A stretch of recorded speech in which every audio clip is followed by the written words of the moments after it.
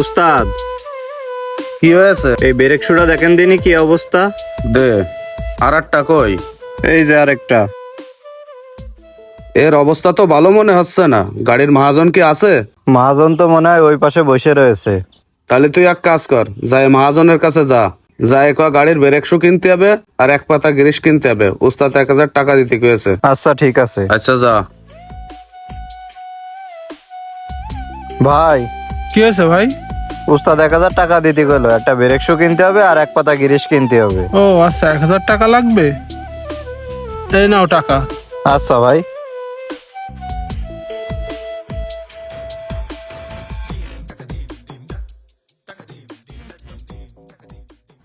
টাকা নিয়ে আইছিস? হ্যাঁ উস্তাদ, নিয়ে আইছি। কয় টাকা নিয়ে আইছিস? 1000 টাকাই নিয়ে আইছি। সত্যি 1000 টাকা নিয়ে আইছিস? আবার 1000 টাকা নিয়ে আসছিস, যে বেশি নিয়ে আসিস নি তো? না, 1000 টাকাই নিয়ে আইছি। আচ্ছা সে ব্রেক শুটা কই, দে তো।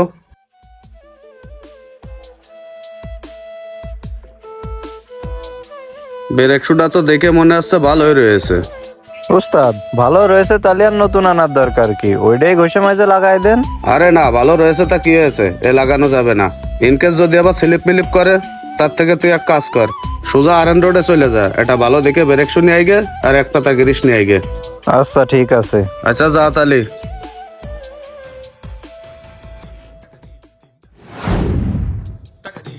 না, আর হচ্ছে না। মালের দাম যে এত বেড়েছে, কটা টাকা যে এদিক ওদিক করবো তাও করা যাচ্ছে না। উস্তাদ, কি হয়েছে, নিয়ে আইছিস? হ্যাঁ এই যে ব্রেক শু নিয়ে আইছি। এ কি মাল নিয়ে আইছিস? তোরে কলম একটা জাপানি ভালো মাল নিয়ে আসতি, দৌড়ো যে চাইনা মাল নিয়ে আইছিস কি জন্যে? কি করছেন উস্তাদ? চায়না মাল? দোকানদার তো কইলো এটা অরিজিনাল জাপানি মাল। কোনটা জাপানি মাল আর কোনটা চাইনা মাল তুই আবার চিনাচ্ছিস? তোরে কইছি আমি জাপানি মাল নিয়ে আসছি, চাইনা মাল নিয়ে আসি অমনি টাকা বাঁচাই চলে আইছিস। উস্তাদ আমি টাকা বাঁচাইনি, আর আপনার এতই যদি সমস্যা হয় তাহলে আমার কাছে দেন, ওই মাল আমি ফেরত দিয়ে আসতেছি। আরে না, ফেরত দিয়ে আসা লাগবে না, নিয়ে আসিস যখন তখন আর কি করব, এই লাগাই দি। কিন্তু একটা সমস্যা তো হয়ে গেছে আমার। কি সমস্যা হয়েছে উস্তাদ? আর সে কথা কইস নে, গাড়ির চাকা খোলার সময় এক্সেলেটারের তার ধরে টান দিছি, কেলাতা ছিঁড়ে গেছে। ঘরে কি কোনো এক্সট্রা এক্সেলেটারের তার মার আছে? না উস্তাদ, ঘরে তো সেরকম কোনো এক্সেলেটারের তার মান নেই। ও তার নেই? তাই গাড়ির মহাজন কই? মহাজন তো ওই পাশে বসে রয়েছে। তাহলে এখন আমি কি করব কত? কি আর করবেন, মহাজন যেহেতু রয়েছে তাহলে যায় মহাজন রে কই যে আপনার গাড়ির এক্সেলেটারের তার ছিঁড়া ছিল, তার কিনতে হবে, টাকা দেন। আরে না, তার তো ছিঁড়া ছিল না, তার তো আমি খুলতে যে ছিঁড়ে ফেলাইছি। তার থেকে তুই মহাজনরে যে বুঝই কই গে যে উস্তাদ এরকম চাকা খুলতে যে এক্সেলেটারের তার ছিঁড়ে ফেলাইছে। এখন কি করতে হবে, যাই একটু শুনে আই। উস্তাদ এখন যায় যদি সত্যি কথা কই, তাহলে কিন্তু এই তারের ড্যামারেজ আপনার পকেটতেই যাবে না। আমার পকেটতে যাই আর যেখানতে যাই ও আমি বুঝবা না। তোরে যে সত্যি কথা কতি কইছি, তুই যে সত্যি কথা ক যা।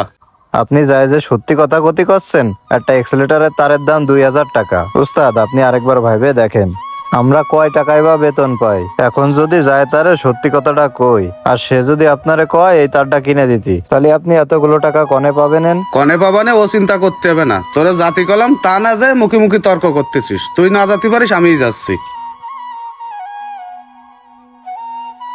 আসসালামু আলাইকুম। ওয়ালাইকুম আসসালাম। ভাই কি হয়েছে? ভাই আমি তো আপনার একটা ক্ষতি করে ফেলাইছি। কি ক্ষতি করেছেন ভাই? ক্ষতি মানে কি, আমি আপনার ওই গাড়ির চাকা খুলতে যে আপনার সে এক্সেলেটারের তারটা হঠাৎ করে কিরকম টান দিছি, তা ছিঁড়ে গেছে। এখন ওই তার কিনতে তো 2000 টাকা লাগবে না। কিরে 2000 টাকা লাগবেন না? হ্যাঁ উস্তাদ। এখন আমার জন্য আপনার এই 2000 টাকার ক্ষতি হয়ে গেল। এখন কি করব ভাই কন তো? আরে ওইটা কোনো ব্যাপার না, এ কেবল তো আমার কাছ থেকেও ছিটতে পাই, তা এখন আর কি করার ভাই, এই নেন এই টাকাটা রাখেন, এই টাকা দিয়ে নতুন একটা কেবল কিনে নিয়ে এসে গাড়িতে লাগাই দেন। আচ্ছা ভাই। আচ্ছা ঠিক আছে, যান। এই চল। চলেন। উস্তাদ কি হয়েছে? লোকটা তো সহজ সরল আছে, আপনি তো আর কয়টা টাকা বাড়াই চাতি পারতেন। কি জন্য বাড়াই চাবো? তোর শুধু মানুষটা ঠগানোর চিন্তা ভাবনা, তাই না? এমনি লোকটার ক্ষতি করে ফেলাইছি, এরপরে যায় যদি আবার টাকা বাড়াই চাই, তাহলে ওই লোকটা আমাকে কি ভাববে? সিটার ভাববে না? বাটপার ভাববে না? শোন, আজকে কয়টা কথা কই। এই যে তুই আর আমি এই মোটর গ্যারেজে কাজ করি, এই কাজটা সবসময় সৎভাবে করার চেষ্টা করবি। কারণ এই মোটর গাড়ির কাজ হচ্ছে রিক্সের কাজ। ইনকেস একটা গাড়ি আমরা কমপ্লিট করলাম, করে রোড ঘাটে বেরোলাম টেস্টের জন্য, আল্লাহ না করুক যদি রোডে একটা বড় অ্যাক্সিডেন্ট হয়ে যায় তখন কি হবে? আমাদের অনেক বড় ক্ষতি হয়ে যাবে না? তাই সামান্য কিছু টাকা ইনকাম করতে যে অসৎ পথ অবলম্বন করা যাবে না। সবসময়ের জন্য যে কাজটা করতে হয় সেই কাজটা সৎভাবে করার চেষ্টা করবি, তাহলে দেখবি তোর কোনো বিপদ আপদ আসবে না। আর তুই যদি অসৎভাবে টাকা ইনকাম করিস, এই টাকা ইনকাম করতে যে এমনও তো হতে পারে তোর পরিবারের বা তোর সন্তানের বড় কোনো ক্ষতি হয়ে গেল, তখন এই ক্ষতি তুই কিভাবে পোষাবি? তাই যে কর্মটাই করবি সেই কর্মটা সবসময়ের জন্য সৎভাবে করার চেষ্টা করবি, তাতে তোর কাজেও বরকত হবে আর তোর কোনোদিনও কারো কাছে হাত পাতা লাগবে না। আর আল্লাহ তাআলা তোর এই সৎভাবে কাজ করার জন্য তোর কাজেও বরকত দেবে। আর তাছাড়া আমরা এই প্রতিষ্ঠানে কাজ করি, এই প্রতিষ্ঠানের মহাজন তো আর খারাপ না, সে তো ঠিক মতোই বেতন দেয়। তাহলে কি জন্য একটা কাস্টমার আসলে সেই কাস্টমারদের ঠকায়ে তার কাছ থেকে টাকা ইনকাম করব? আর এইভাবে টাকা ইনকাম করে জীবনে কোনোদিনও বড় হওয়া যায় না। বড় হতে গেলে সবসময় সততার সাথেই ব্যবসা বাণিজ্য করতে হয়। কথাটা বুঝতে পারছিস ভাই? হ্যাঁ উস্তাদ, আপনি ঠিকই করেছেন। আমি এখন তো আর কোনো লোকের ঠকাবো না।